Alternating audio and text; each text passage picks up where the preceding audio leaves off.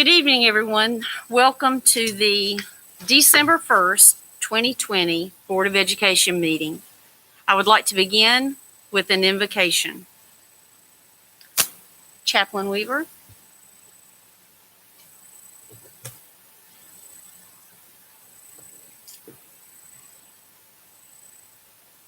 Father God, we come to you in the name that is above every name, and that's the name of Jesus. And we thank you that we have the opportunity to meet here tonight as a community, as a school board, and take care of the issues that are facing our school system.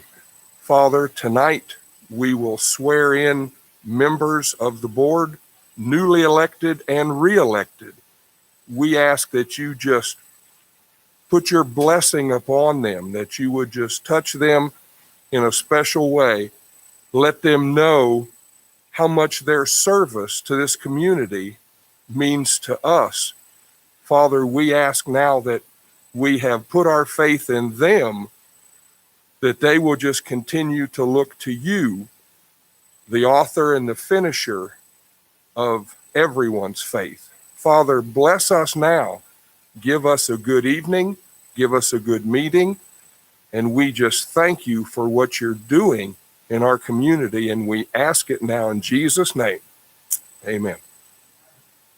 Thank you very much, Chaplain Weaver. Will everyone please stand for the Pledge of Allegiance?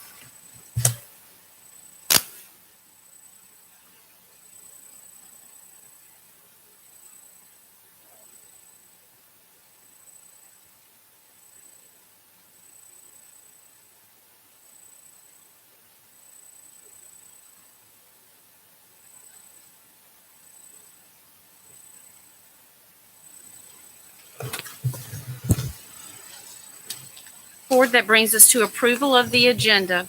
I'd like to make a couple changes to the agenda. I'd like to pull off the consent, the transportation hourly staff, and put it after the consent agenda, but before the superintendent's report. And I would also like to add an item after the newly transportation hourly staff agenda item. I would like to add calendar change. Very good. Any other? Madam Chair, I also would like to offer two changes to the agenda. I would like to ask that the item 7H, Parkwood High School mascot, be pulled from consent agenda, and the addition of an item entitled Middle High School IEP 504 students at the appropriate place of your discretion. Okay, so that was two separate items. Okay. Yes, ma'am. Removing an item H from the consent agenda to be placed as you feel appropriate, Okay. and the addition of an item Middle High School IEP 504 students. Okay, got it. Any other changes, board members? Okay, what we will do is when we get to the consent, after consent, we will have the bus transportation hourly staff, followed by calendar changes, followed by Parkwood High School mascot, then middle school, high school IEP discussion. Would that be prior to the superintendent's report? Prior to the superintendent's report, correct. Thank you. Make a motion to approve the agenda as amended.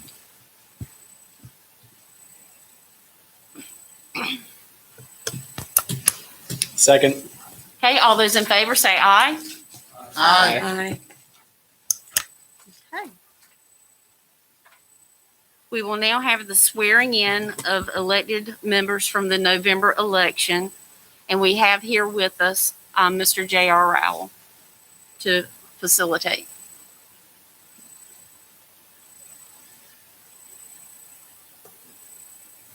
All right, this is the fun part.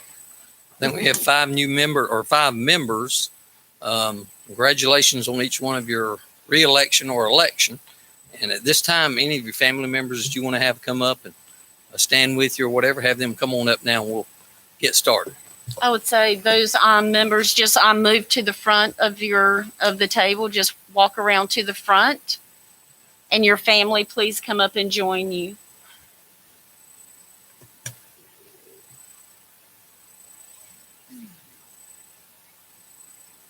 And after the swearing in, I'll have each of you sign your oath. I know you're going to be so excited and ready to get to work that you may forget that, but I'll be here and get you to sign that.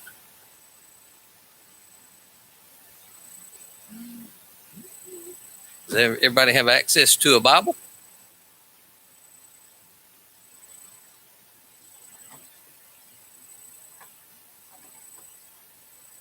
So we have Ms. May, Ms. Sturdivant, Mr. Moriel, Mr. Price, and Mr. Helms being sworn in. So congratulations, like I said, on your election or your re-election. All right, everybody ready to take their oath? Okay, place your left hand on the Bible and raise your right.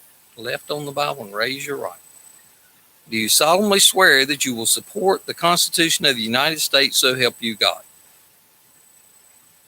Do you further solemnly and sincerely swear that you will be faithful and bear true allegiance to the state of North Carolina and to the constitutional powers and authorities which are or may be established for the government thereof, that you will support, maintain, and defend the Constitution of said state, not inconsistent with the Constitution of the United States, to the best of your knowledge and ability, so help you God?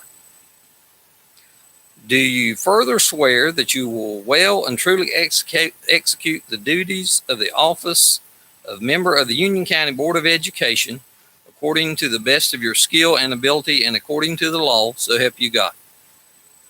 Congratulations. And I'll just have each one of you come up.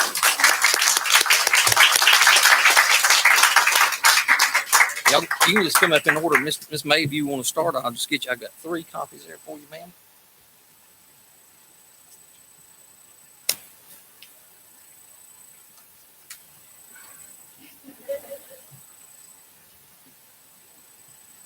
Thank you.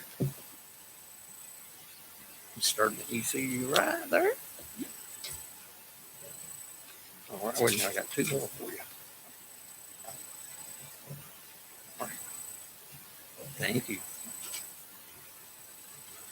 All right, good. Let's see, right there you are.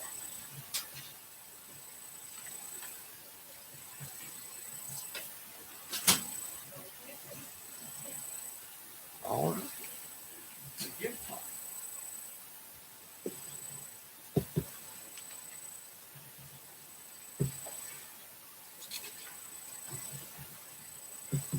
All right, thank you, sir.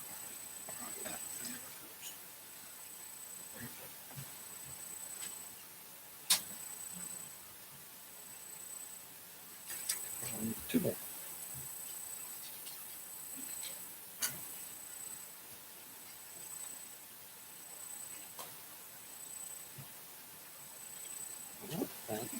Ms. Merrill, thank you very much. Thank you for all that y'all do for the people of Union County. Thank you so much for being here tonight.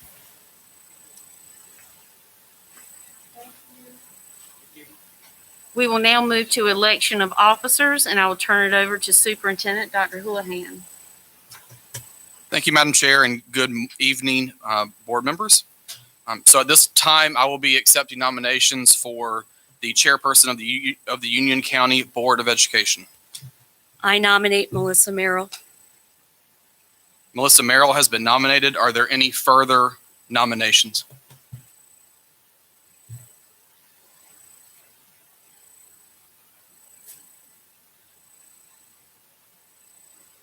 Okay, seeing none, the candidate will be voted on the order in which they have appeared. All those in favor of Ms. Merrill as remaining as chair, please say aye. Aye. That's it. Congratulations. I'm deeply humbled. Thank you, each and every one of you. I appreciate your vote of confidence, and I'm honored to be your chair. We will now have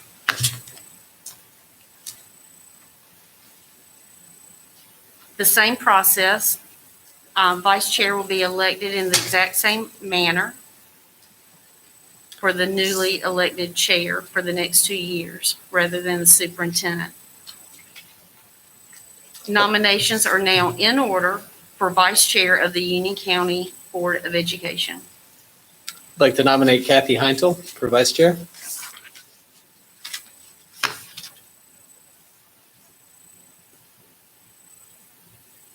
Hearing no other nominations, nominations are closed, and the candidate will be voted on. All those in favor of Kathy Heintel being the vice chair, say aye. Aye.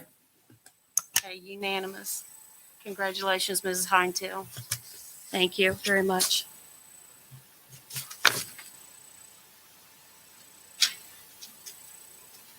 We will now move to recognitions, beginning with the John H. Crowder Service Award, and I will turn it over to Board Member Candace Sturdivant.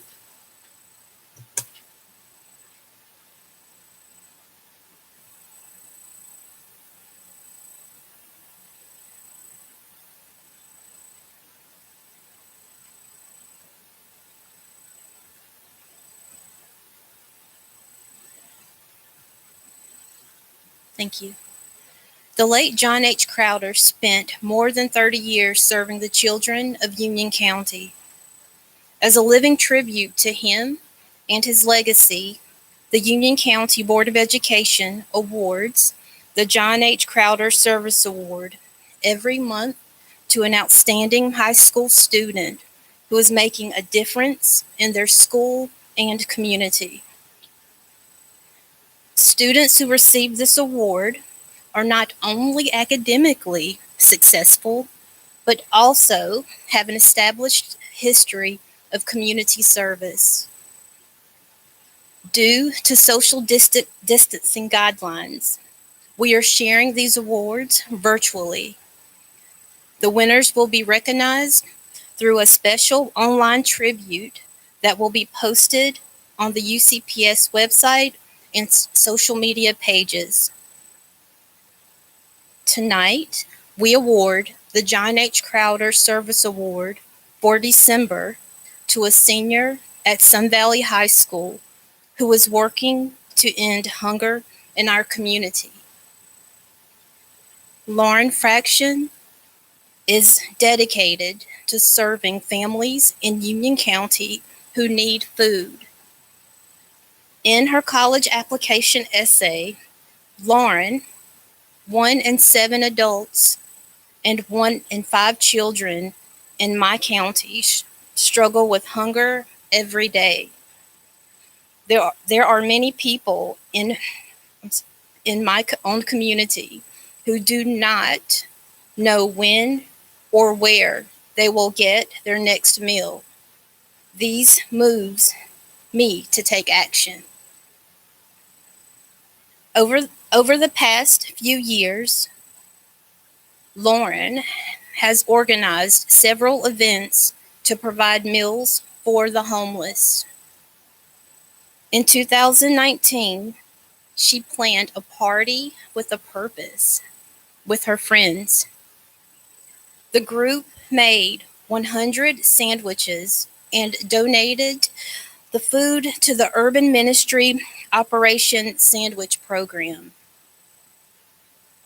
This party led to similar activities for the Sun Valley High School Beta Club and Student Council, and a Wells Fargo event. Her efforts resulted in more than 2,000 sandwiches for the program. The COVID-19 pandemic helped Lauren to begin her own nonprofit company. Conquering Hunger's mission is to end food insecurity, increase hunger awareness, and bring families and communities together in service in the Charlotte area. In addition to promoting hunger awareness, Lauren has volunteered at the animal shelter and participated in the Wake Forest Summer Immersion Program and the Young Black Leaders Association. She holds a 3.87 GPA and is a Spartan student leader. Board members, please join me in congratulating Lauren Fraction as the December 2020 recipient of the John H. Crowder Service Award. Congratulations.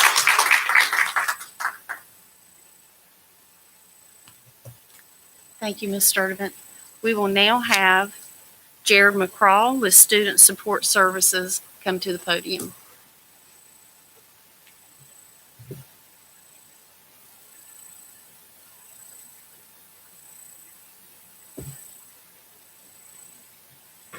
Ms. Nilsson, will you please join us?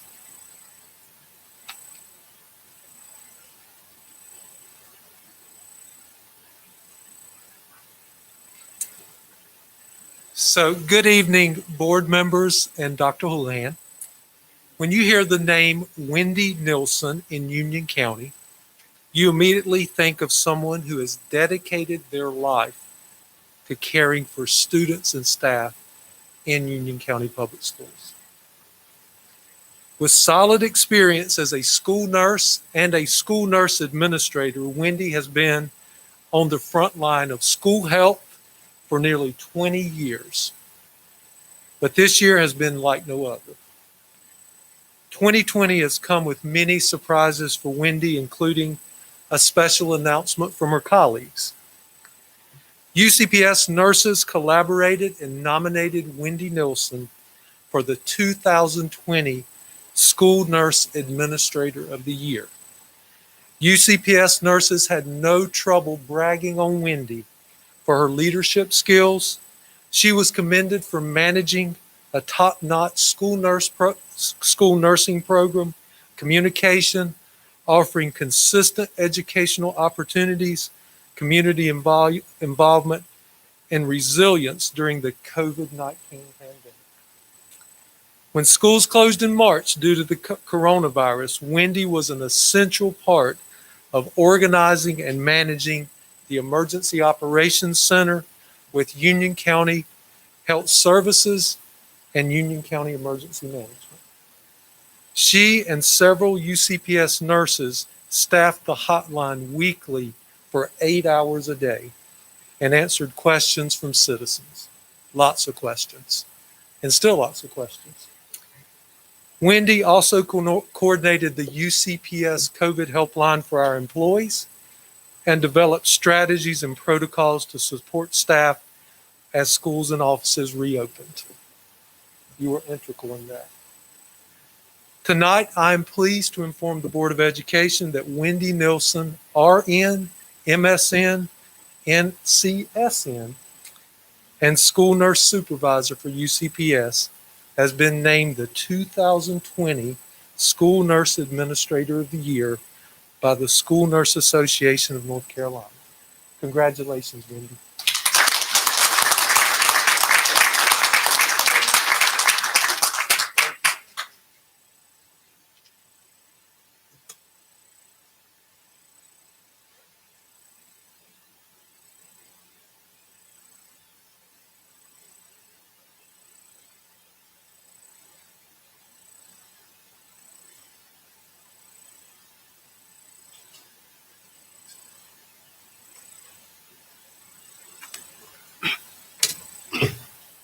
I can't say that Kathy and I always enjoy getting a phone call from Jared and Wendy because we know that they may not be giving us the best news, but she has been an absolute powerhouse with Jared McCraw in helping us manage and oversee and care for our employees and students. And to have Ms. Nilsson recognized by the state of North Carolina for the work that she's doing here in Union County Public Schools, I think when you're talking about 115 school districts across the state and our employees are recognized during a global pandemic really speaks volumes to the caliber of work that she is doing and all of our employees are doing here in Union County. So that is a huge honor.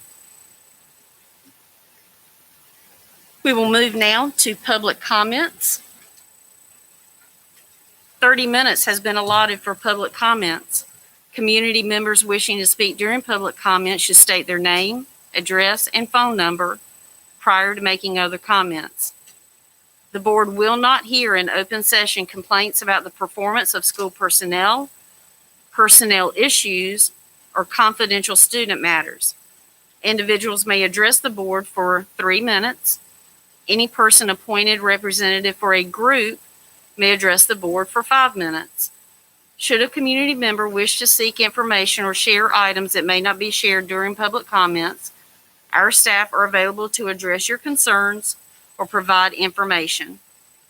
Dr. Brad Breedlove, Chief Academic Officer, is here tonight, along with Jared McCraw, Assistant Superintendent of Student Services, are here to assist. We have 3 individuals signed up tonight, beginning with James Castro.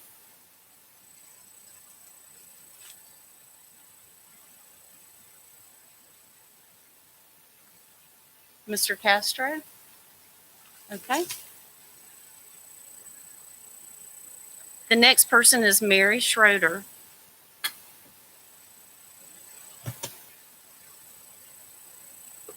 Hi, my name is Mary Schroeder, 1408 Rose Hill Drive, phone number 614-746-8745. I'm here again to address the decision by the board to consolidate bus stops by having my child board the bus on Newtown Road instead of at the end of our driveway, which has been the practice in our neighborhood for over 20 years. The decision by the board to restrict school bus access into gated communities has caused severe safety concerns for our family and the children on our street. Our bus stop is at the intersection of Newtown Road and Rose Hill Drive. The speed limit on this road is 45 miles per hour. However, several drivers exceed the speed limit on most days. Our bus stop is at the top of the hill, and on several occasions, speeding drivers have come up the hill toward the bus, causing the car drivers to slam on their brakes and come to a sharp stop to avoid hitting the bus. On one disturbing occasion, a driver came speeding over the hill and to avoid the bus had to slam on his or her brakes and veer to the left toward the path of my child who was walking towards the bus. The skid marks are still on the road to this day. The situation is exacerbated now by the fact that it is dark when she gets off the bus in the afternoon, and we have entered the rainy season, which creates visibility issues as well. For over 20 years, the bus has come down our street, turned around in the cul-de-sac, and left without any issues. Not all gated communities are alike. I plead that you consider the difference in our situation and put the safety of other children on our street at the top of your priority. We can program the gate to be open during pickup and drop-off hours, and my daughter, as well as other children, can carry a remote to open the gate if needed. Please don't wait for there to be a catastrophic event before addressing the serious concern. I understand policies and procedures are designed to cover the majority, but children should be considered individually, and procedures can be changed for the best interest of our child. We urged you at our meeting with Mr. Strickland and Mr. Denton to drive our child to school, and we have been told by members of the board, including the board president, to also drive our child to school. Working parents rely on the bus transportation, and my family does as well. If your plan is to wait until a tragedy occurs to change the procedure, you're in the wrong position for the wrong reasons. My child and other children on our street have the right to ride the bus safely to and from school as any other child in the district. Thank you for your time and consideration. Next, we have Mr. Brian Norris.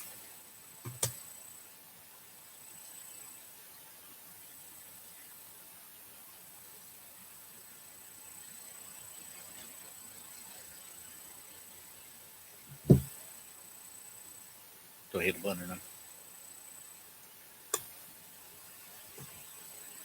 Hello, hello. All right. My name is Brian Norris, 2615 Terra Drive, 704-622-4190. I'm also addressing the fact that they've changed my daughter's bus stop. I was here the last meeting. They'd let my daughter off on Highway 200. She has to walk over a half a mile to get to the house. It's only her and another little girl. The way this world is looking, it's not a safe situation. The traffic pattern is not safe. There's nowhere for us to park our cars at the end of the neighborhood that are safely out of the way of the traffic. I actually had the luxury of following the bus to see the route because Mr. Strickland had told me that the bus has to get to the high school to pick up other kids. So I went ahead and followed the bus. When she did her route, she has a 30 to 45-minute wait before the high school kids let out, before the bell is over for their day. So what is it going to take? 2 minutes, 3 minutes to drop my child off and the other little girl at one stop on the street. They say the cul-de-sac is a danger. The cul-de-sac is big enough to turn around an 18-wheeler around in. They all agreed to it. They all looked at it. They all said the same thing. No, there are no basketball goals, nothing in the way. That was another concern of theirs. Everything, all the concerns they've had, there's no answer. All I had is people telling me, well, it's not going to happen.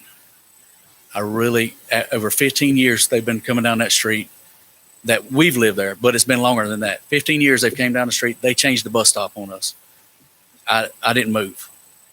So I really would like y'all just to think about the safety of my daughter when it comes down to it. It's going to take 5 minutes at the most. I take my kid to school. Thank you.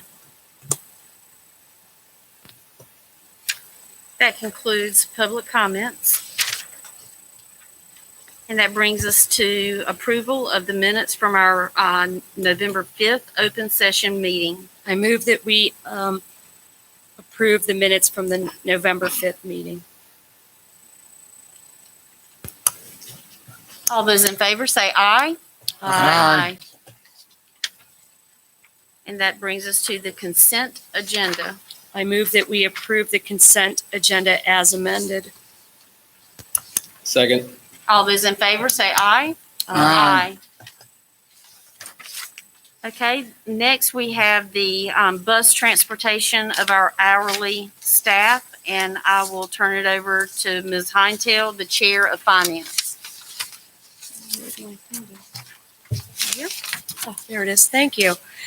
During our finance committee that was at 6 p.m. this evening, we discussed a potential bonus for hourly transportation staff.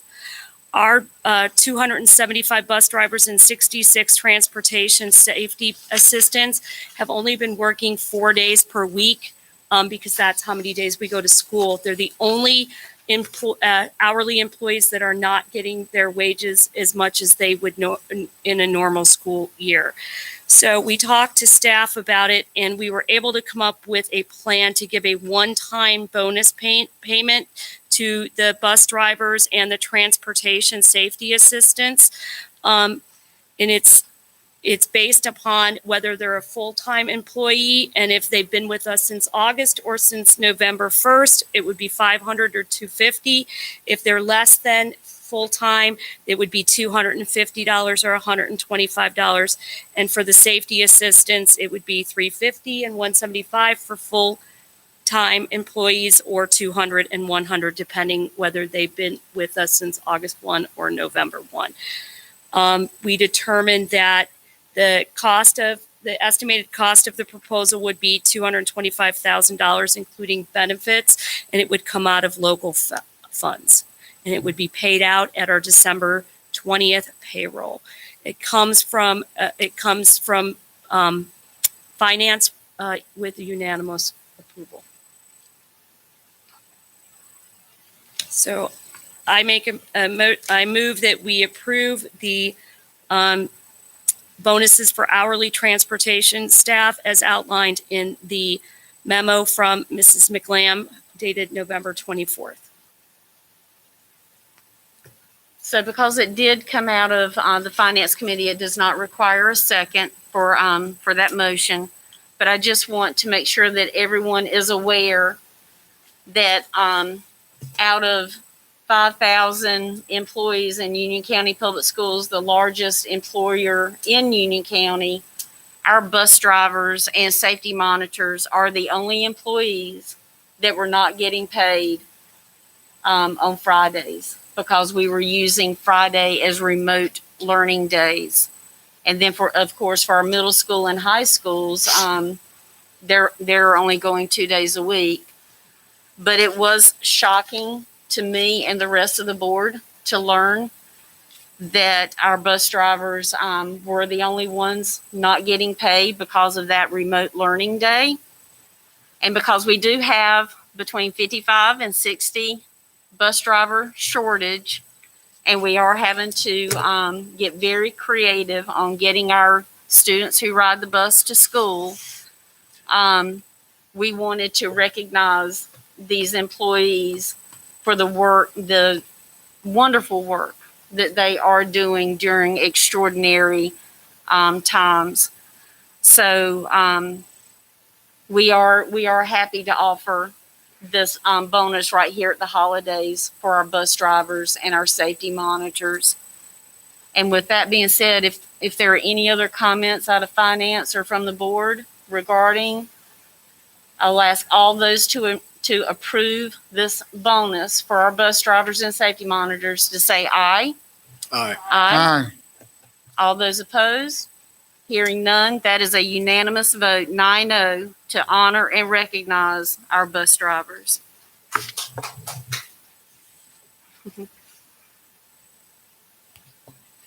Next, that brings us to calendar changes.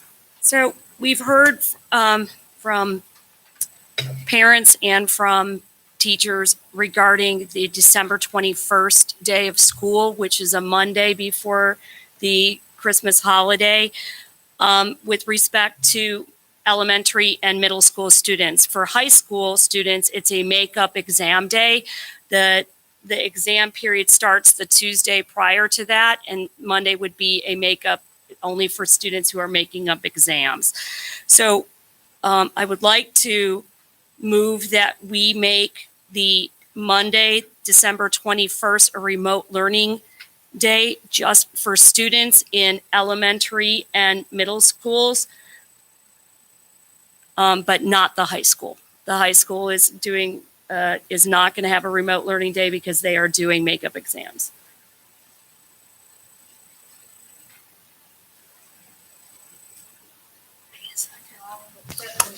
I will Second. accept a motion. Did she not make the motion? I made a motion, Okay, didn't I? I moved it, yeah. I okay, did. the Yeah, I did. Can second. I second?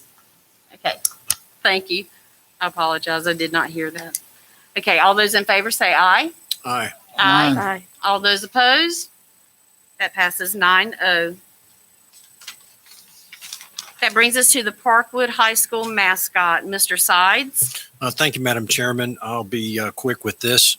For the rest of you folks, previously the board has approved the change in mascot for Parkwood High. This item is the funding mechanism for the rebranding. And as I stated in the Finance Committee, I cannot support the expenditure of $160,000 for that effort. Therefore, rather than vote no on the entire consent agenda, I asked that this be pulled off so I could make my intentions known on a separate item. So if someone would like to make a motion on this item, we'll move it along. Okay, this came out of both finance and facilities. So I move that we approve the items on the Parkwood High School mascot logo change memorandum dated November 12th, 2020. And it came out of facilities, so it doesn't need a second.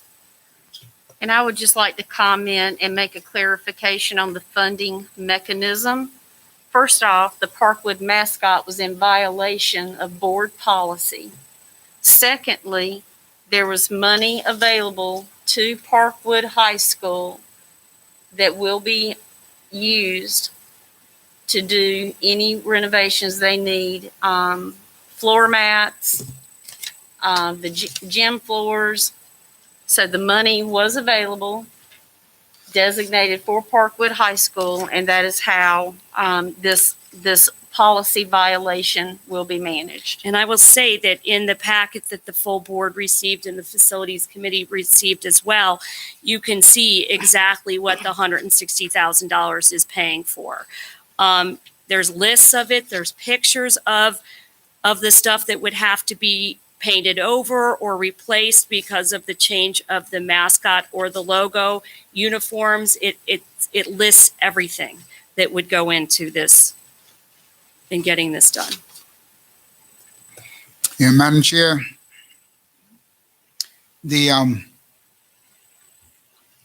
we ask that school, that community to change.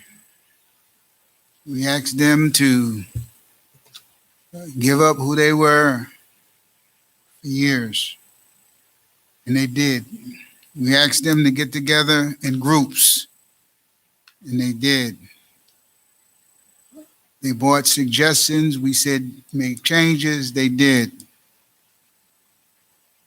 This community has had enough to deal with. We asked it. They complied. Let's give them peace and approve this measure.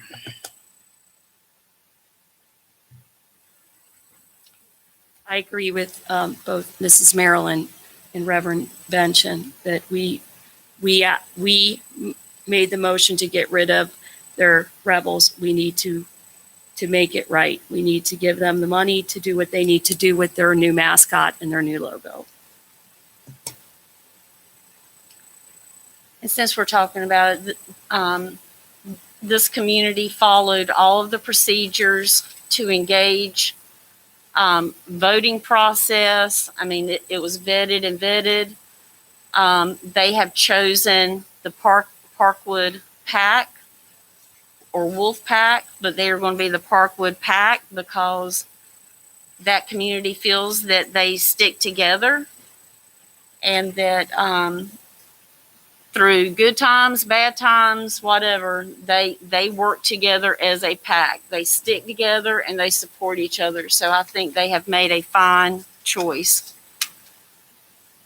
And I want to commend Miss Allie for the very, very hard work she and her committee did in ensuring that every student had an opportunity to participate, to the point that she went in to every student's ID number to make sure that they had voted and reached out to the ones who had not voted to make sure that they got their vote in. So I spent some time with Miss Allie, and I am extremely impressed with the extent that she made sure that everyone had a voice at Parkwood High School.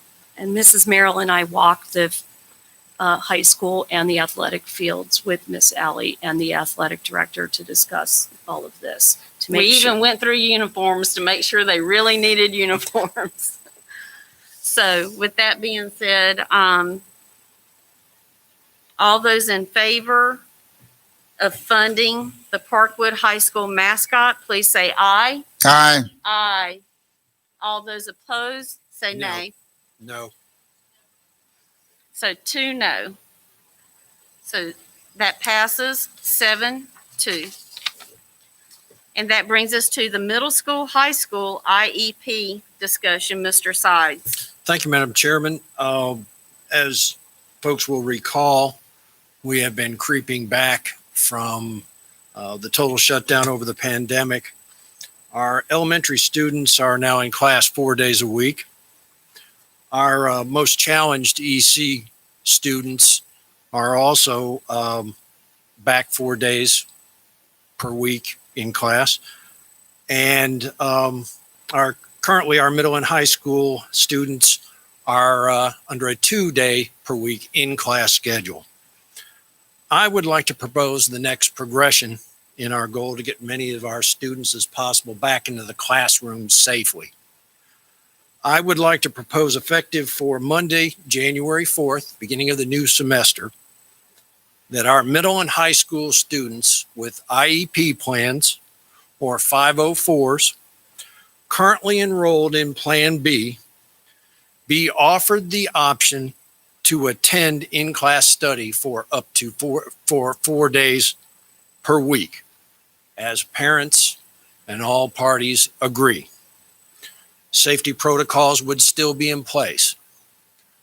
But as a safety measure, I would also, since I do not have the actual census data of how each school, each class would be affected, I would like to add the caveat that the principals have the flexibility that if necessary, in order to maintain proper distancing and other safety protocols, that they have the ability to cap a class, with the idea the IEP students would have first first priority. And again, currently, students under Plan B would be eligible. We've been discussing this for some time, and I think it's appropriate we move now to give staff and our principals the month of December, the Christmas break, and start off the new year offering this to additional students. Mr. Sides, did this come out of curriculum? It did not, So you're chair of curriculum. Why did it not come out of curriculum? because I was waiting on the data and have not received that data. So And so I feel like now we need to move, because if we don't, then we're into January and we're talking about disrupting the next semester. have we even seen the data of the Plan B and Plan D students for next semester? I don't think we've received them yet, correct? For middle and high school? So we have not, Dr. Houlihan. We have received, the timeline has passed for Plan D applications for those interested at the middle and high school level. We are still vetting the numbers and making sure that the Scribbles output has matched up what has been entered. Okay. So it has not been vetted. On this item, let me be on the record to say philosophically, I want as many children in our campuses every single day for face-to-face instruction. I firmly believe that as an educator, that's what's in the best interest of our kids. As long as it's in a health and safe environment. This has not come back to curriculum because we have not cleaned the data thoroughly on this request. You're talking about thousands of children and varying differences between 504s and IEPs. So that's a question. How many students in middle and high have IEPs and 504s? Dr. Breedlove would have to answer that question if he knows right now. Dr. Breedlove, you can come to the podium, but I mean, 504s and IEPs can be very different. So, Mr. Sides, just so before Dr. Breedlove, you would say that IEP and 504 students should have priority in classes before we cap them. But I haven't heard that we've capped classes, have we? We have not. Okay. What I mean as a safety measure, in case we have a pocket of students with an IEP or a 504, and if all chose to come back, that would create an issue with safety protocols and distancing. Therefore, we would have to cap the class, and we would give students with an IEP first choice, So if you will. when we did EC and 5 IEPs and 504s for the elementary schools, we got the buy-in of the principals, even though we didn't have the data at the time. We got the buy-in from the principals that they had the ability to make it work, correct? Is that what we did? Okay. Have we done that with principals on this? no. Okay. Dr. Breedlove, can you answer? And so wait, elementary school are all IEP and 504? Oh, they're back 4 days, period. Okay. But when we first went back, we bought the buy-in from the, okay. That is correct. That was for the max resource rooms, right? Okay, sorry, I apologize. As a general rule of thumb, I don't have the exact number, but you're looking about 10% of a school's population would fall into under an IEP. As an example, some might be lower, some might be even higher, but that's kind of a general rule of thumb. So when you look at our student population as a whole, you're looking at, 8, 10, even 12% in some schools. Do we know what percentage of students in the middle and high school chose to go with Plan D? So we narrowed the subset down. So instead of saying we have, middle school, 20,000 students? How many students do we, in a normal year, how many students do we have in middle and high school total? 10,000 and Roundabouts. 14, 16,000. Yeah, I would say it's about 20. Yeah, you're looking at about 20,000. Okay, do we know? Both. Okay, 20,000. Well, we'll use round numbers. Do we have a general rule of thumb? Was it about 10% that have opted out for Plan D? So this current semester, it's about an 80-20 split. About 80% of our current students are coming in face-to-face. Okay. 20% are virtual Plan D. I don't know, and Ms. That's Morris. about the same as last time, right? And I don't know, Ms. Morris, if you know offhand, but looking at the raw data from the application process for next semester, I don't think we've had that much change. Okay. Is that correct? So that that kind of draws it down even further. Plus, you have to, and there may be plenty of parents that do not feel it is safe or in the best interest of their student to go back. So it's not just, this is not a command. This is an option. And we don't know what percentage we'll take of it.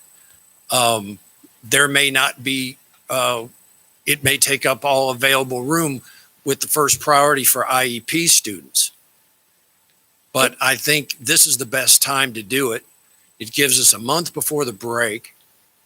It starts off the new semester with new protocols in place.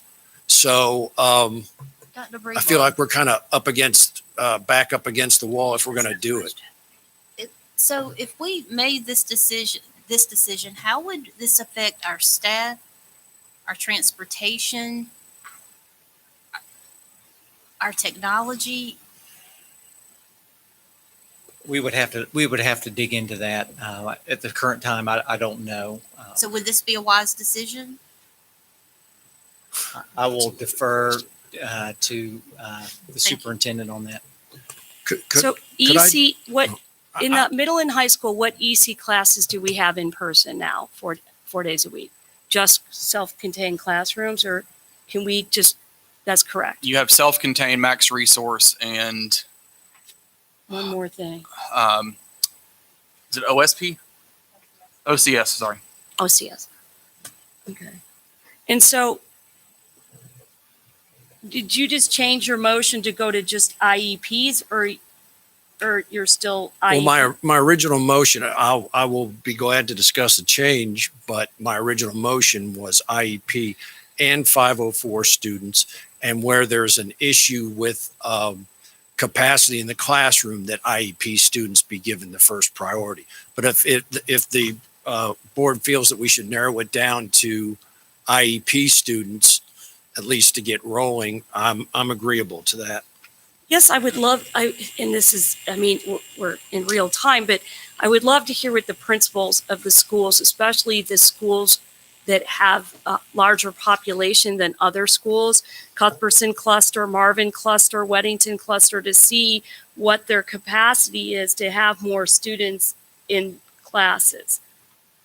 And I guess I'll go back to say that philosophically, I support. Philosophically, I agree with Right. you. EC students, IEPs, 504s, I understand that it depends on the 504, but that would make it very difficult. I know you could have an IEP or a 504 that's just separate room testing. So on this item, one thing that I would ask Mr. Sides for consideration is I have not had any verification from our middle school and high school principals as of today that this is something that we can support from a health and safety standpoint. From a teaching and learning standpoint, our principals would say, absolutely, we want them to come. But given the capacity issues on Plan B, as executed by the state of North Carolina, we have very limited options on the number of kids that can be in a classroom at one time. And I do not have evidence that we are prepared to move in this direction, given the timeline associated with the recommendation. I got a question too. Aren't the IEP and 504s confidential? So if you have one kid that's 504 IEP going 4 days, it would kind of cast out of the bag, right? So. I mean, Mr. McGraw, from your perspective in looking at classroom, I mean, do we have that kind of bandwidth at our schools to allow to have more students? And it's going to be a different number by school. I mean, I would like.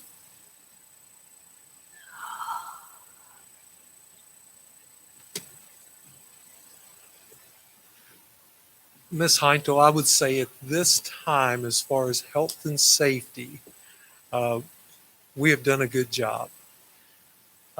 Talking to the health director today, COVID cases in our county have been on the rise. Our percent positivity rate has been on the rise. I think we need to take time to assess the conditions of our county as we get through Thanksgiving, the holiday season, I think our middle and high schools have done a good job at the level we're at currently. I think one of the things that I'm hearing from Mr. Sides is that's his concern, the weight, because let's face it, we're in December, we're rolling into January, cap and gown coming soon, and so his concern, if I'm reading his heart right, is to try to get as many students is all our goals back. So I guess Dr. Houlihan, what would be again, we're getting into this time thing, but how hard would it be to find out in short order what the principals feel about this? I mean, that's just the email send that could be done. But again, that gets into time. And what would be the situation, let's say if the board was to approve his motion of getting that in order to you, Mr. McGraw, with the safety concerns, what would we be up against if we implemented what Mr. Sides wanted tonight? Could I ask that same thing or make that same comment in a different direction?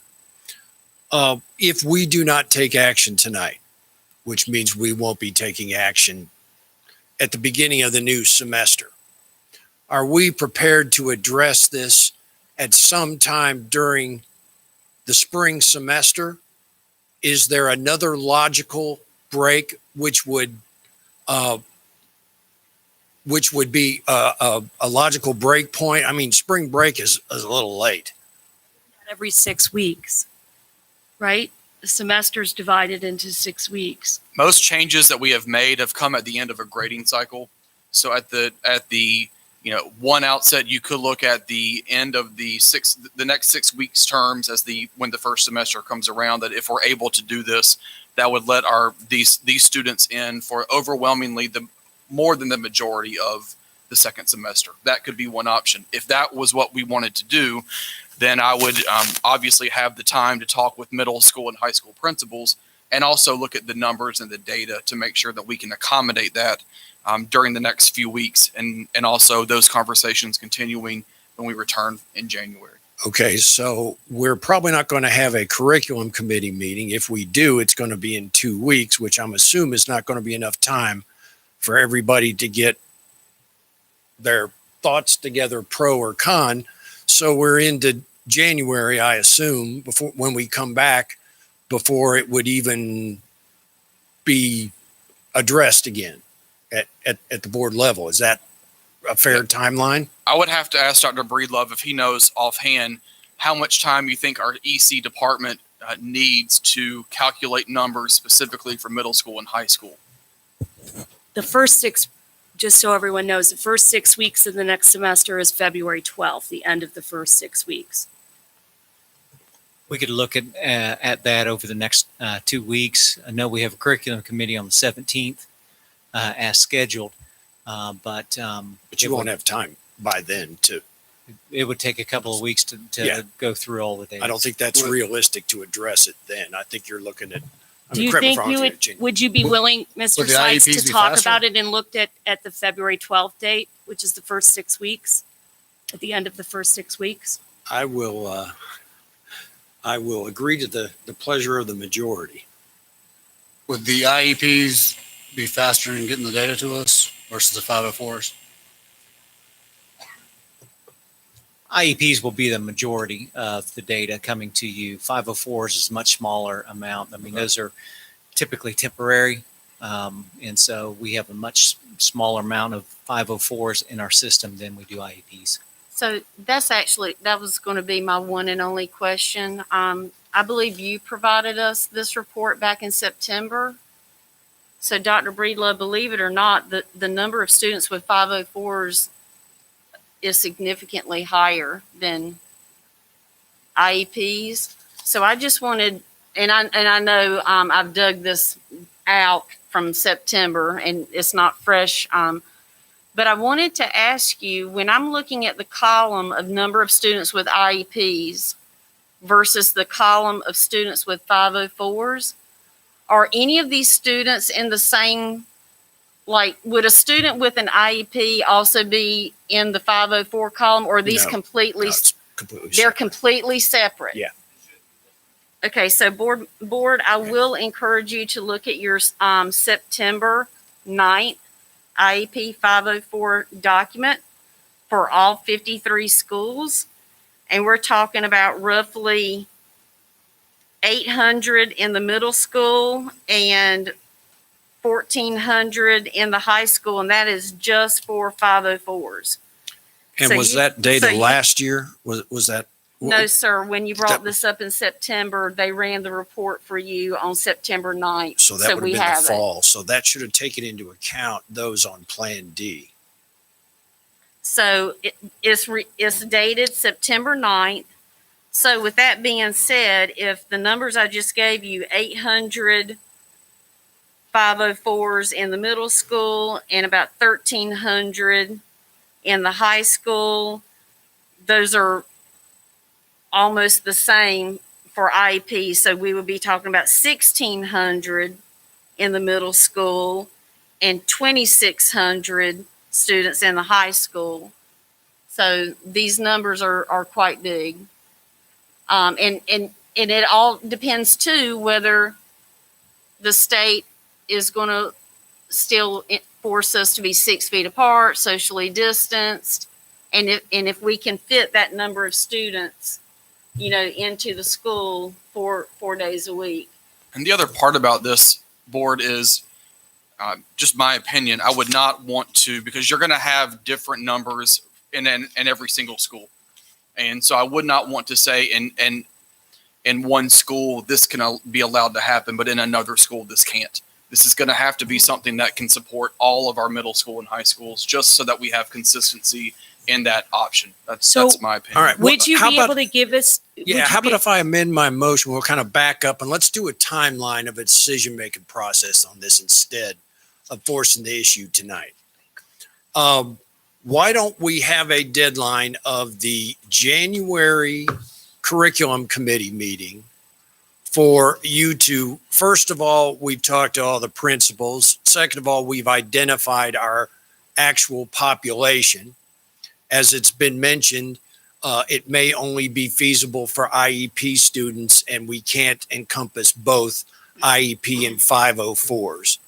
With all of this target date of coming back before the full board in February for implementation in the grading period, if it's going to fly, It's of feasible. February 13th. Okay. I think it was 13th. So the It's great. 12th is a Friday. Yeah, it would be the what's Yeah. that, 15th? 15th. The following Monday. So how's that? Does everybody I comfortable would with the support- timeline with that? I would second that Okay. and you're just talking about to find out if it's feasible, correct? We're setting a timeline for the decision-making process of gathering data, talking to the players.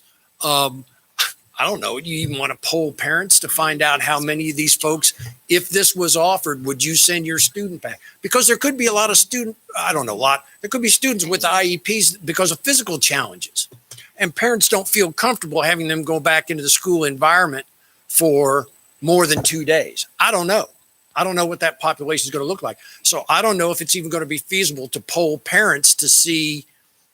We've got 2,000 IEP students in middle and high school that are on Plan B, and only 1,000 of them would take this if that's offered. That could be a significant impact. So if you feel like that's appropriate to even poll the population to see as well as part of your data gathering, that's fine by me. If you don't want to get folks' hopes up, or I understand that too. I'll leave it to y'all. How about I'll make a motion that by the January curriculum committee meeting with an actual date to be set, that we have recommendation and data from staff for the feasibility of implementation of our students with an IEP or with an IEP and a 504 to have the option of a 4-day week beginning to be approved by the board in the February meeting for implementation February 15th. How's that for a motion? I would A substitute second that motion, Mr. Sykes. Okay, I would. all right. Can we also add to that how it affects the busing? Transportation, yes, Transport- yes. I'll put that in your lap. How's that? Spit, you can take a look at that. Okay. All right, so did somebody second that? Yes, I did. All right. Yes, so are there any more comments? I think transportation was an excellent. But I would take your friend, are you taking Mr. Helm's friendly amendment to your motion? I accept the friendly amendment, Okay, thank you. and I'm going to make him do it in his committee. Can we please restate the motion on the table? Sure. Afraid you're going to say that. Okay, here we go. We're going to charge staff with developing the data, information, and recommendation, including transportation issues, by the January curriculum committee meeting. And Dr. Breedlove, I'll let you set that date. For a recommendation to be brought before the board in the February meeting for implementation, if possible, in whatever fashion is decided on Monday, February 15th, for those middle and high school students, if this thing flies. So you used, instead of if possible, I would prefer, you used if feasible last time. I'd rather use the word feasible. Well, Because it sure. takes into account transportation and school feasible. If issues it- and stuff like social distancing and if everything all the else. stars align, yeah, correct, if feasible. And we're adding transportation to that. And so, okay, so my second stand. Okay, if there's no more discussion, which we've had a very healthy discussion, all those in favor of this motion say aye. Aye. Aye. All those opposed say nay. Okay, very good. 9-0.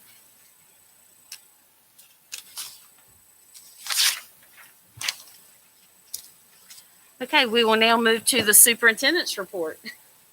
Thank you, Madam Chair. Good evening again, board members. First of all, I want to say congratulations again, Mr. Price, Ms. Sturdivant, Mr. Morial, Mr. Helms, and welcome, Ms. May. It's good to see you tonight. We are all happy to have each of you on the board, and we all look forward to working with you. About 2 weeks ago, we held a virtual celebration and named our 2020 Holiday Card Contest winner. Congratulations to Ivan Chia of Cuthbertson Middle School. I want to say a big shout out and thank you to our 9 finalists who were recognized at that event. If you haven't heard, Ivan's card is the official UCPS holiday card. It's amazing. It is available to the public. For a small donation, you can receive 15 cards, and you can find information that is available on our website. We had a discussion tonight about the current calendar. With that said, it's time to think about calendar options for 2020-2021. Parents and employees will receive an email this week with information about voting for a calendar. The survey will be available December 4th through 13th. Following the survey, those results will be presented to the appropriate board committee and then to the full board. As we've heard on several different occasions this evening, we want to recognize that a virtual learning environment is challenging. The work that is happening in our schools is amazing, but also daunting. And we have many students, like many other school systems across the nation, who are in a virtual environment, who are sometimes struggling to really stay engaged in school.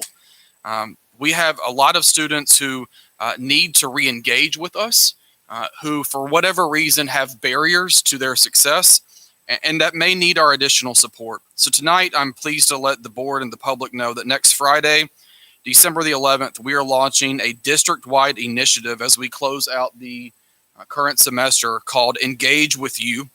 Principals, support staff, central office staff, including me, will be visiting students at home with safety protocols to show our commitment to our students, that we care about them and we want them to be successful. This is an all hands on deck.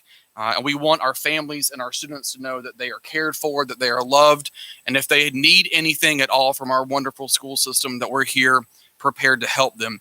This is a routine experience for our support staff, but this time more of us will join in a show of support for our families, that we want the best for our students, and we will do whatever we can to help make sure they have the resources necessary to be successful. And on that note, I want to say happy holidays. I want to wish everyone a happy holiday season. 2021 is really close. We 2020 has got to get over with, but it's almost over with. I encourage us all to continue to be safe, healthy, and to support each other. And again, thank you to all of our employees and to the board for your unwavering support and for your commitment to our great school system. Board members, this concludes my report. Thank you. Thank you, Dr. Houlihan. I was excited about 2020 until 2020 got here. So let's hope and pray that 2021 is much better. That brings us to the audit report, and I will turn it over to Shauna McClam, our CFO. Good evening, board. We have Mr. Adam Shapirik here from Anderson, Smith & White, our audit firm. He'll be presenting our 2019-20 financial statements.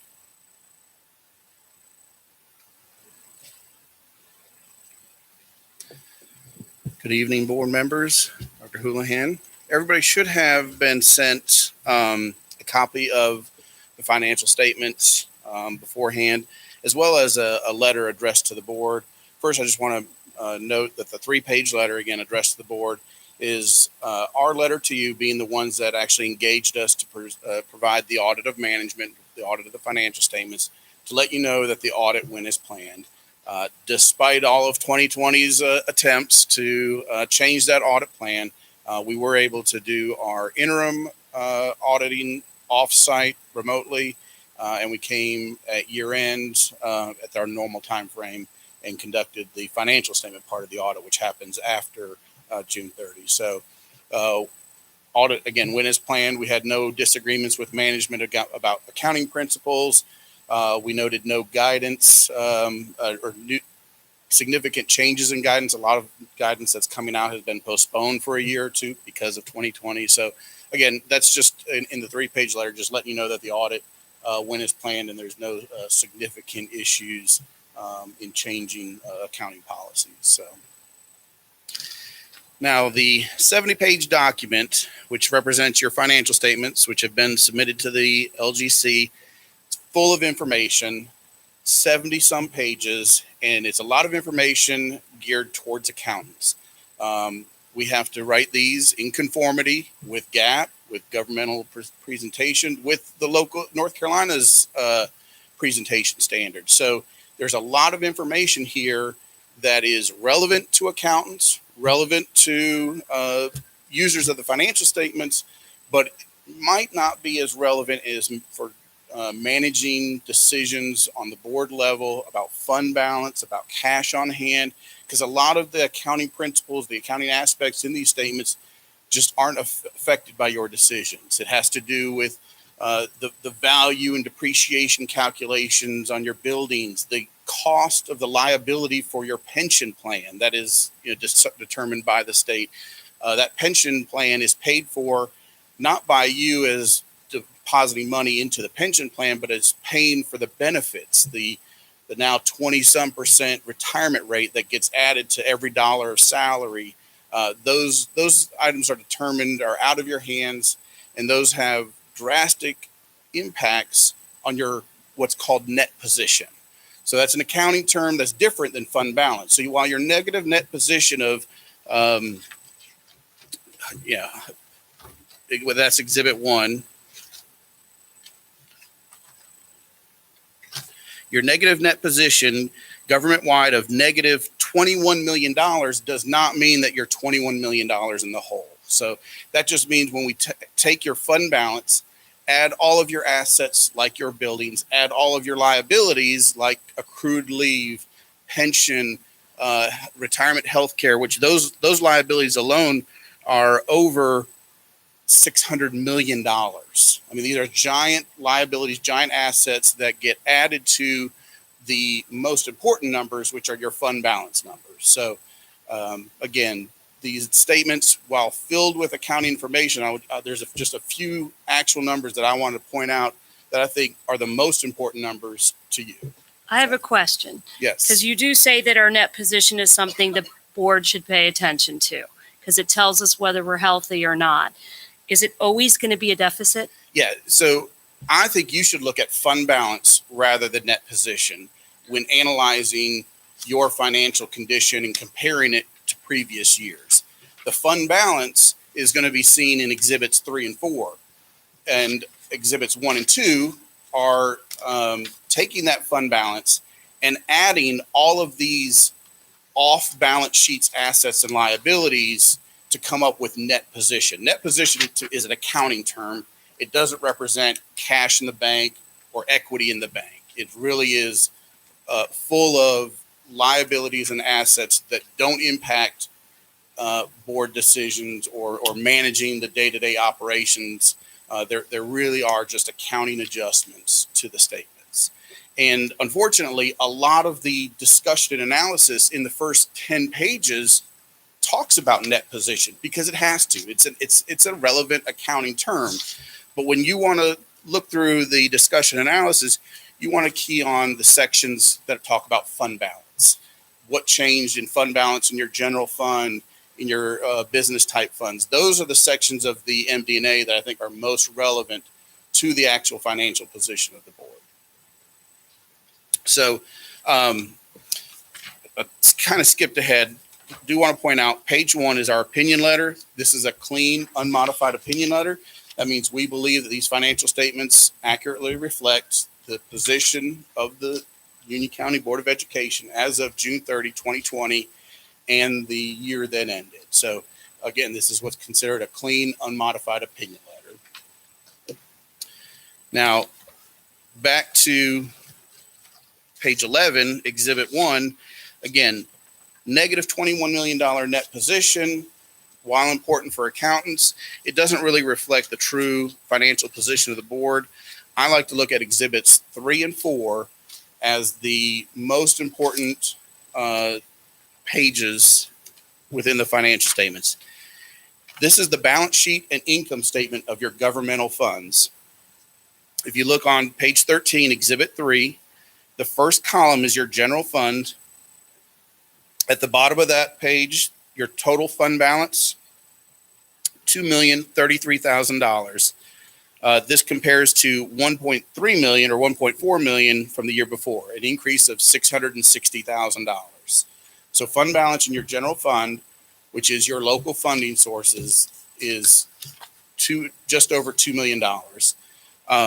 There was a significant discussion last year about that fund balance number. Yes. You used a lot of fund balance, but the majority of that was a transfer of over $4 million to capital outlay to pay for computers. So you weren't in a position where you were necessarily using a lot of fund balance every year, but you were using fund balance every year. And when you had a $5 million cushion, it was one thing, but when that cushion becomes $1 million, that's a whole different animal. And if you recall, the unassigned fund balance number was actually only $160,000. This year it's a little higher. That's because you have fewer encumbrances at the end of the year, and that's just because of the way 2020 falls with the year end and the pandemic. So encumbrances represent future obligations for basically payables that you plan on spending fund balance on, and so therefore isn't available for assigning in the next year's budget. So this year, the encumbrances plus your receivables is only $430,000, leaving you $1.6 million of unassigned fund balance, which compared to $160,000 last year. So that's a significant improvement and a change in direction from using a little bit of fund balance to actually adding fund balance. So and we did that the right way, correct? Did that the right way. Okay. So one was budget cuts to get us there. Thank you to staff for that. And second was coronavirus hitting us, right? From some perspective. Yes, the total impact of coronavirus on the financial position, it's different district by district. It's different the first 3 months of the pandemic or the last 3 months of this fiscal year than it is now. But for the most part, we have seen every district I've been to this year actually added money to fund balance because of cost savings recognized during the pandemic. Now, I don't know the breakdown between what your fund balance would have been had there not been a pandemic. Right. But certainly there are cost savings for those For 3.5 months. 3.5 Right, months. okay. Yeah. And it's in the form of overtime, fuel and facilities, utility cost. Like you been talking, the salary costs, you only had a small population of individuals that are being paid less. So salaries don't go down. Now, overtime does. Your substitute teacher costs might go down. So that's a very narrow focus of savings, but it is significant and can be enough to go from using $500,000 to adding $500,000 or adding $1 million. Right. It certainly can be that big a swing in a district this So- size. Last year, when you talked about our fund balance and the fact that we had spent a large part of it, you said that we should have 5% of our operating funds from local, correct? Okay, so is that correct? Is that what you said? I As would just a recommend- rule I of would- thumb. Yes, a rule of thumb. I do 3 districts about your size. One of them has $20 million of fund balance. The other one had $0 of fund balance. They actually added 10 million this year, and they want to add another 10 to be at that $20 million. So when you compare you to them, your fund balance is significantly lower than other districts your size. Now, those districts, again, every district is different. Funding's different. The difference between your state funding and local funding, that proportion will be different than those districts. Right. But when you're talking about a budget of $435 million, just a 1% change, it is millions of dollars on the table. So you have to have something there, even just from a cash flow perspective. Even if you're breaking even on your change in fund balance, just to manage the cash flow of spending $435 million in a year, you've got to have cash on hand, fund balance on hand. And we did, prior to last year, had $5 million in fund balance, but we were required to spend it down by the county. Right. And honestly, could I want to highlight what you said about the fund balance. We're looking at 1.6, and you're talking about 2 school districts, their goal, one has already achieved it, relatively our size as far as student population, revenue, et cetera. Slightly smaller than we are, has a $20 million. Yes. Again, that's a pretty big difference from 1.6 million to 20 million fund balance. It is. Yes. Now, we would probably be having a similar conversation this year because 1.6 just in general is still quite low, but you do have the other special revenue fund, your Fund 8. When you look over that column, fund balance in that fund is just under $9 million. 10 years ago, those two funds were combined. They're both your local funding sources. But 10 years ago, Fund 8 was created, and a lot of your special state and federal funds that come not through DPI, they go into Fund 8. And then a lot of your other, anything that is not related to county funding or fines and forfeitures is in that other special revenue. Now, because you're only allowed one general fund means you're only allowed one unassigned fund balance. I can't have unassigned fund balance in Fund 8, but I can have fund balance that's not really restricted for state and federal sources because there are revenue sources in that fund that are not restricted, like your indirect cost, your interest, there's fees that you pay or fees that you receive. There are revenue streams in that other special revenue fund that are not restricted by a third party, by the federal government or the state of North Carolina, and they create fund balance. And so when you look at the breakdown of that $9 million, 1.1 million is restricted because it is represented a receivable that is uncollected. The biggest piece of that is a receivable from yourself, from the Child Nutrition Fund of $990,000 for their indirect costs for the year. Then you have 3.7 million that is actually restricted for certain programs like Medicaid or NC Pre-K or actual state and federal programs or specifically assigned grants that money is restricted for. It represents 3.7. And there's 4.1 million that is assigned just by virtue of being in that fund. So it is there and available for spending.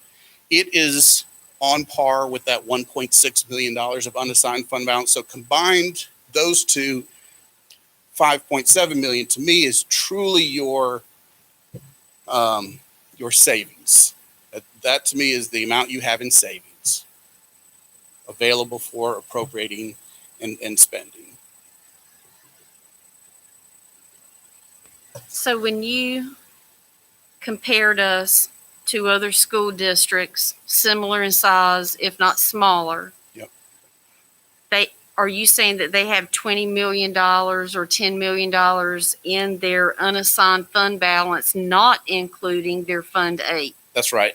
Their Fund 8s, though, are significantly lower than yours. You do have a large fund balance in Fund 8. Their numbers are going to be $1 to $2 million, not $9 million. So there is some difference there. So again, when I say the $10 million and $20 million being their goal, I would say their goal really $20 million combined compared in those two funds is their notion of what can change in their ADM in a year. 400 kids lost or gained. That makes a significant impact on your state funding that you don't have the same time to react to. So they're looking at $20 million of unassigned or set aside in that special revenue as available. So the special revenue is available. We can't call it unassigned because you can only have one of those, right? That's right. But it's still available. It is available and it's not restricted to be spent on whether it be EC kids or a certain program. You've got a large federal program that runs through there, the Teacher Incentive Fund. That runs through there. Now, EPIC grant? That's your EPIC. Yeah, Epic. We also paid for programs like supplemental AIG, supplemental EC, LEP. So we have programs that we do run through that account to utilize some of those funds on an annual basis. EPIC is somewhat restricted, though. I mean, you can't just, yeah. That's and it doesn't even create fund balance because it's on a reimbursement basis. But that's just one of the funds that would run In the through Fund that 8, Fund 8. Tell me, Adam, help me understand.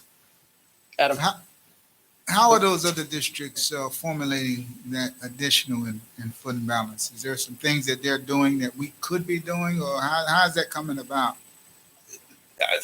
That would be a much more in-depth study that I can't compare.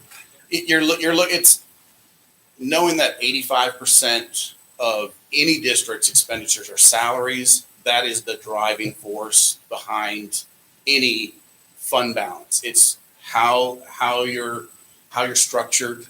And again, you can't compare, even though those districts are similar in size, they may not have the same number of schools.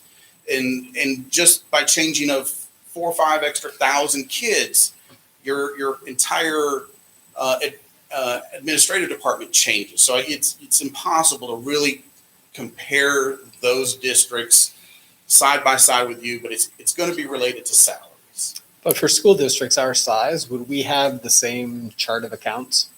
Absolutely. The same chart of accounts. Why the big disparity in Fund 8 with our district and others if it's the same chart of accounts? It's the same chart of accounts, but it's different management, it's different boards, it's different counties, it's different relationships with the board and the counties, different funding structures.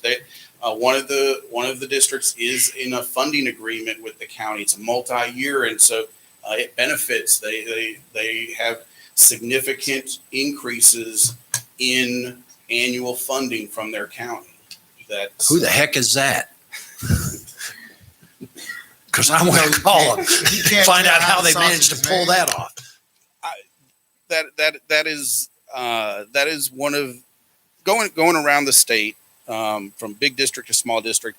That is one of the disparities and one of the issues, seeing the financial condition of various districts at all sizes, that it would be nice to see a more uniform financial position for all boards, but that's just not the case. I mean, just like there's not the same financial condition for every state, or even every city. So,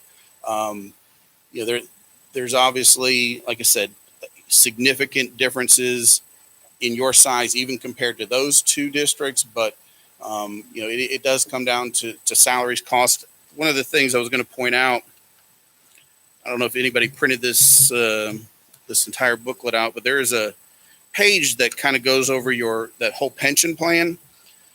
So page 52, there's actually a 10-year schedule of your salaries on page 52. And I'm just going to read off the last four numbers around it. In 2017, your total covered payroll. Now, this isn't all payroll, but this is just the payroll that you actually had to pay pension contributions, retirement contributions on. 2017, $210 million of payroll. It went up $4.5 million in 1 year to 2018 of $214 million. And then in 2019, it went up $15 million. That was a huge, significant hit. Went from $215 million to $230.6 million. And then this past year, 2020, it actually went down $600,000, $230.0 million of payroll. And that went straight to the bottom line, I think. So when you see on average for the last 10 years, your salary is going up $5 million a year, and then 2019 goes up $15 million. That's a significant increase in that 2019 year. Now, again, some of that is out of your hands. It's state mandated salary increases, but not all $15 million of it was that. Okay, so I've heard a couple of terms repeated, so I can only, without knowing who we're being compared to, Right. I can only try to figure out where we are. Yep. So when you're saying that the other two districts, and I believe you did say two, unless there were more than two. There's two that I'm involved in. There's other districts, obviously, in your kind of tier. Looking at So that 20 million or 10 million, was that state, local, and federal that equaled the 20 million, or was that just local? That's just local. Your state and federal funds, which again, your state public school fund being your biggest funding source, does not create fund balance. It does not carry fund balance. Those dollars are use it or lose it. There are carryovers, but they don't carry over in your bank account. That's no fund balance created by those. Okay, so the next thing that I heard you say was salaries. So are you saying that we are paying our salaries, that we're paying our employees more?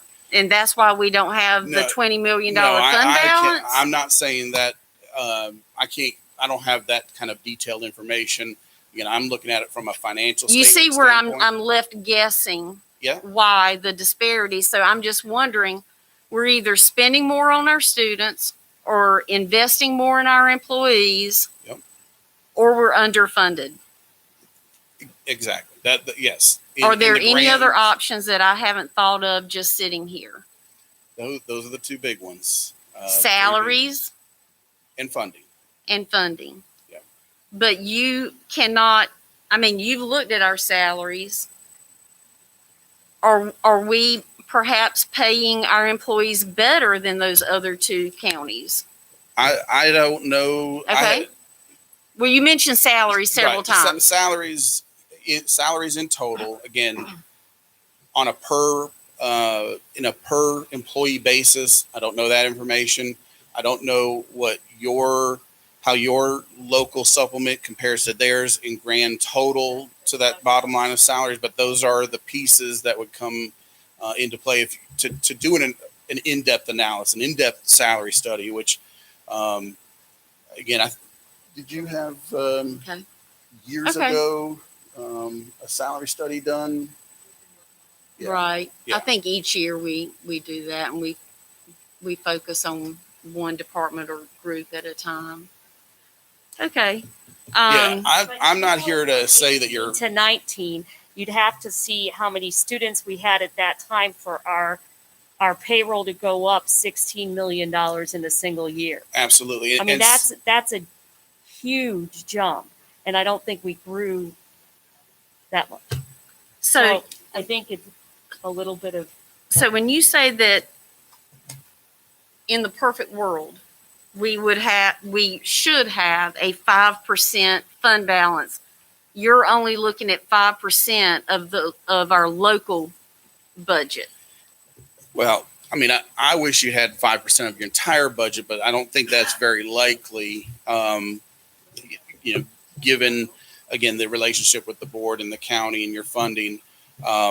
But yes, for that local fund, because that local fund is going to absorb the state mandated changes that take time to reflect down in your funding that you actually receive from the state.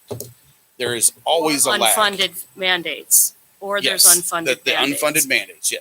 And just simply. In all fairness, those counties had unfunded mandates from the state. I mean, we're not unusual. But Yeah. maybe their local is picking up all the unfunded. Yes, one of them is under, like I said, a funding agreement that does increase their local funding significantly each year.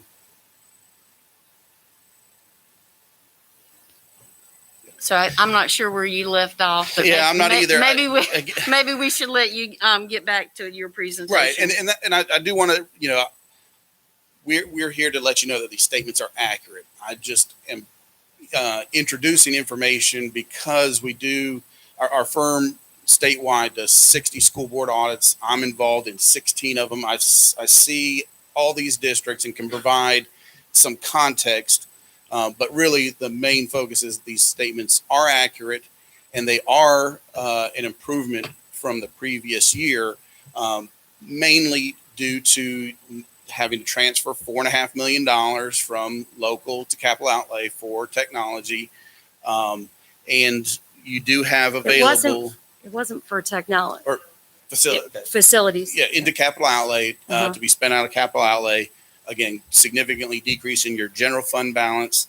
The $4.1 million of other special revenue that is called assigned fund balance is available. There are expenditures that can be moved into Fund 8 to utilize that fund balance. So in looking at a high level of what you really have available, I would look at 1.6 and 4.1 combined as your what's really available fund balance. So the Fund 8, it was my understanding that you could only use it for certain things, even in the assigned.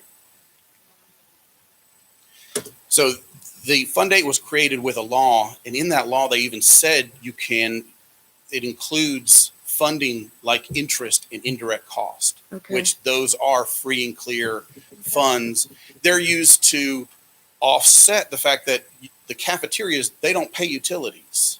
It's paid for out of the local budget. So that those expenditures that the Child Nutrition Fund benefit from having an accounting department, from having an IT, from having all their overhead essentially covered at the local level, that indirect cost is their portion of it, but it gets recorded in Fund 8 when really most of the expenditures related to that are really in Fund 2. So, so it creates fund balance in that Fund 8.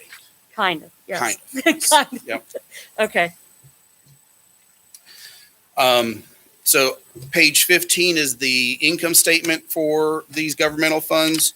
Across the bottom, you can see that you added $660,000 to local and $1.6 million to Fund 8. So again, I look at those two combined as a lot of the cost savings from COVID and also the the items that were implemented after the last meeting because of, your fund balance level. So really you went from, using fund balance to really adding about $2.3 million.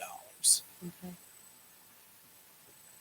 You also have $5 million of fund balance in capital outlay or $6 million and $4.2 million at the individual school levels.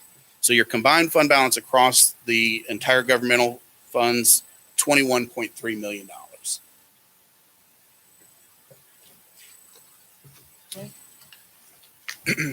Your other two funds, your school food service fund and your after school program fund, again, those significantly impacted by COVID.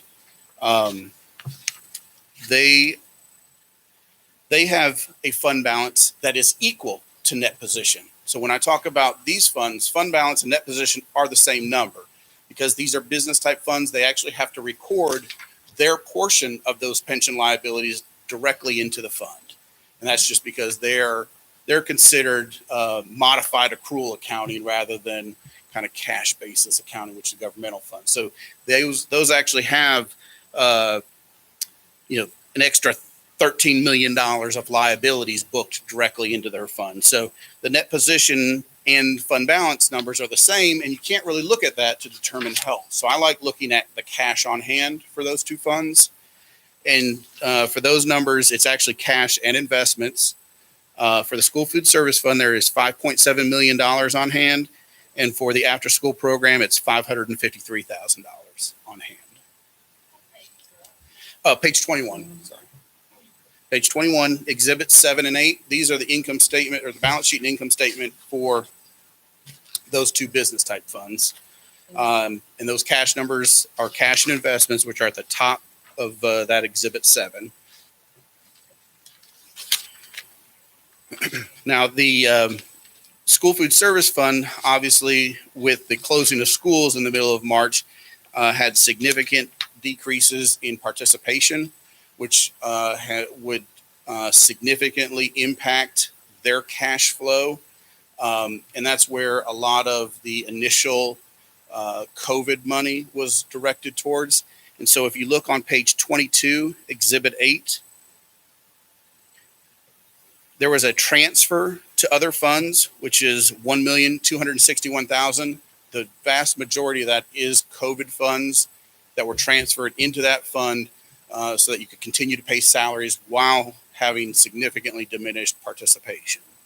So that allowed the school food service fund to actually only use $155,000 of cash for the year.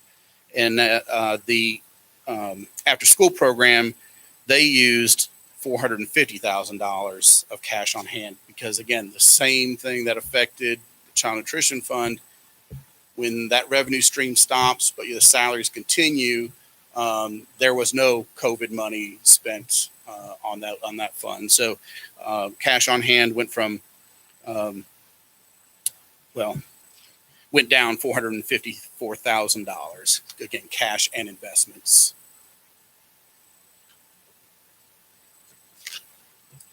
When you look at the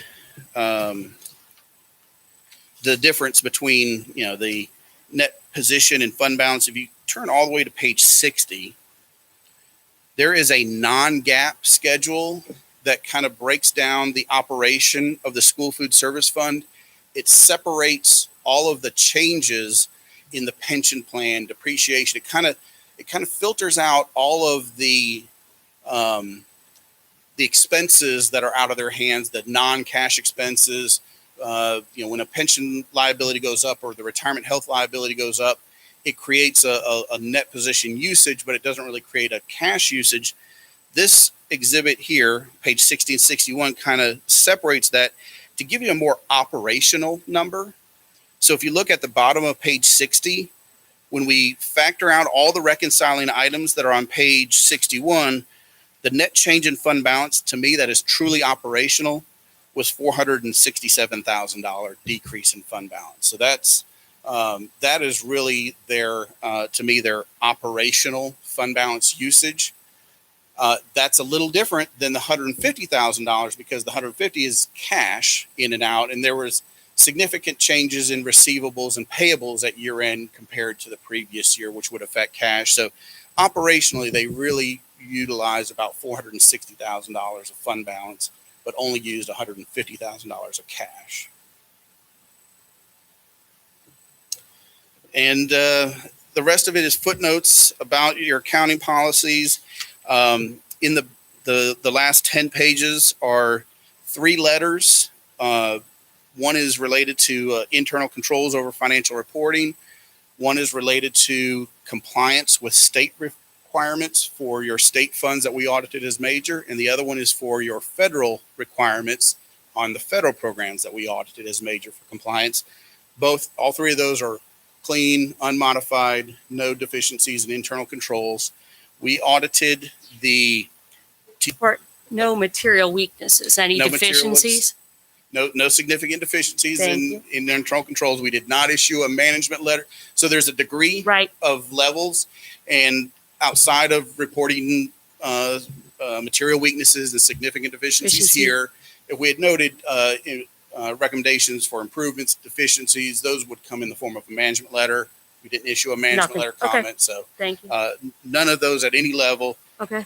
The federal programs that we audited were the EPIC grant, Title I, supporting effective instruction, and your federal coronavirus funds. And then the state funds, we audited the state public school fund and your state COVID funds. So I have a question. Back on page 34, you talk about our policies and things like that. Investments in 2 places on 34, you talk about us not having a formal investment policy. Is that something you're recommending by bringing it to our attention, or do other school districts have? There's 2 of them. One is the interest rate risk and a formal investment policy that limits investment maturities as a means of managing its exposure. And then the other one is limiting any one issuer. Yeah, and that's this came up last year when you started with investments. Yep. The state restricts what you can spend. Okay. So the state provides you a framework that as long as you're within that, then you're not in violation of any state law, and that's fine. There's a lot of districts that do not have investment policies or credit risk policies or concentration, which is the multiple, but they just utilize the state framework. But a lot of districts that then start an investment account go ahead and adopt their own investment policy or their own credit policy. And it might mirror that of the state. It limits it. You can only buy North Carolina bonds. You can invest in some federally backed lending investments that have maturities of 18 months or less. So there's a whole framework in the state law that you're in compliance with, but you don't have your own formal policy. Okay. Thank you. That's all I have. Again, I know we got a little sidetracked there, but I do believe that this is a significant improvement from last year's. But again, last year's transfer wasn't necessarily that you were overspending money or underfunded, just that you had used a lot of the fund balance that you had remaining in general fund, transferred it over to capital outlay. But I do believe there is ability to transfer between expenditures between 2 and 8 to still only use small amounts of fund balance or add fund balance in the future years. I wouldn't, as long as you can break even, you don't need fund balance other than the cash flow. But again, that unfunded mandates, a pandemic. I mean, these are significant cost strains on any budget, and the long-term effects of this. You don't know what the state funding is going to look like 3 years from now because of all of this, and so that's why a lot of districts were utilizing those savings, trying to bank fund balance in anticipation of an unknown future. So, I appreciate your time. Okay, thank you very much. You've given us a lot to think about.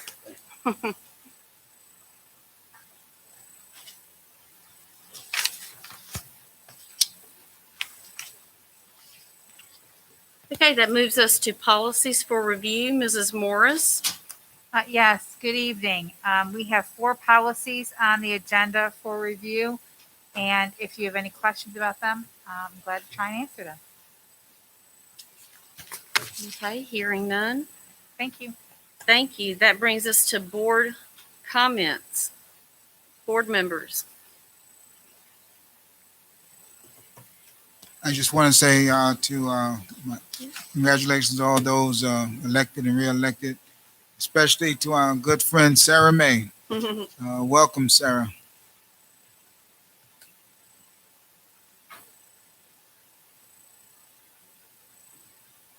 I too would like to say congratulations again to our board members that won re-election and will continue their work for the next 4 years, and how happy I am to have Sarah May join us after many, many years of volunteering in our community, and especially in our Title I schools. And to have you on our board is very exciting. So we welcome you and look forward to working with you over the next few years.